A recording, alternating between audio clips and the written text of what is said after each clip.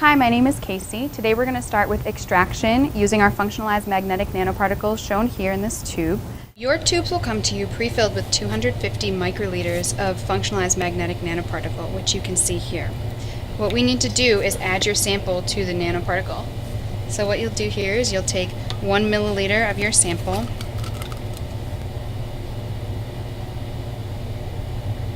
and then go ahead and add it directly to your tube. Now, if your sputum sample is extremely viscous and does not want to mix, what you can do is make a solution of 0.4% sodium hydroxide, 0.05% N-acetylcysteine in water and add that in a ratio of 1:1 to your sputum in order to liquefy it. So here I'm going to prepare my negative, again, 1 milliliter of sputum. And then you can discard your pipette. Now we mix the samples and we mix by inversion 20 times.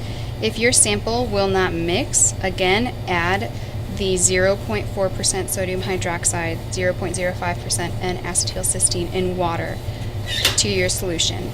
Once they are mixed 20 times, you let them sit for 5 minutes. Once they have sat for 5 minutes, you pick them back up and mix again 10 times, and then they go onto the magnetic tube rack.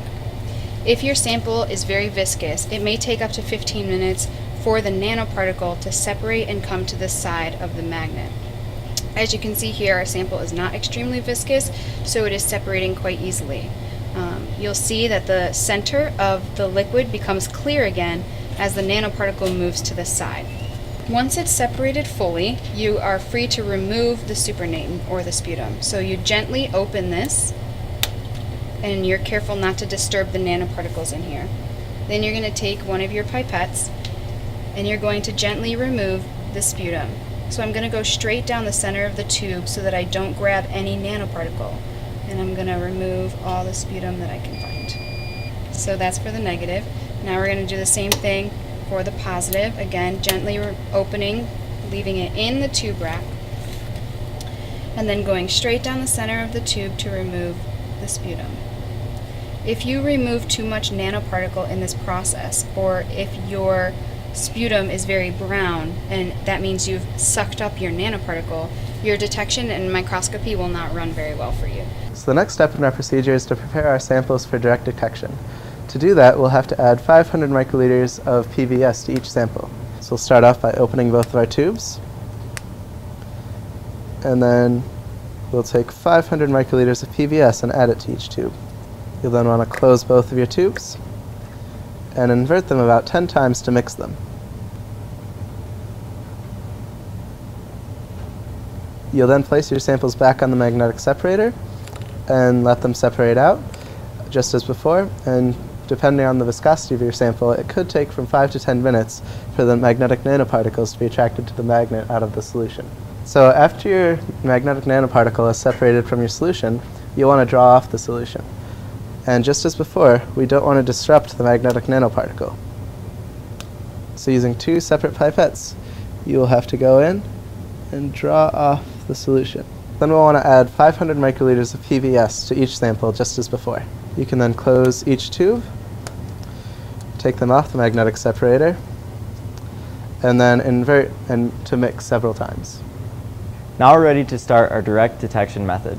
First, we will add 50 microliters of our sample to tubes pre-filled with 50 microliters of 5 millimolar potassium ferricyanide with 0.1 molar hydrochloric acid, and we will pipette mix our samples.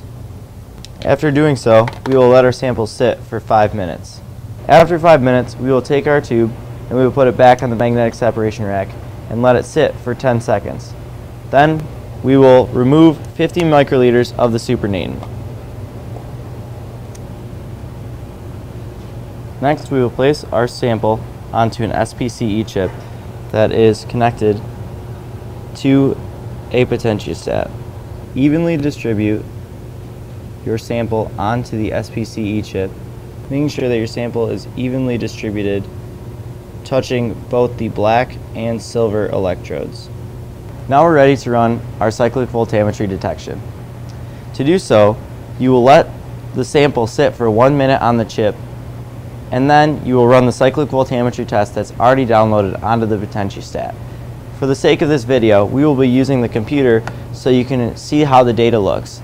Here you will see the curve being generated. What you're looking for is the formation of 2 peaks. If you do not see 2 peaks in your data, you know that the sample was either incorrectly prepared or incorrectly put onto the chip. So you see you have the formation of 1 peak, and as the test continues, you should see the formation of a 2nd peak as well. Now your data is collected and waiting to be analyzed.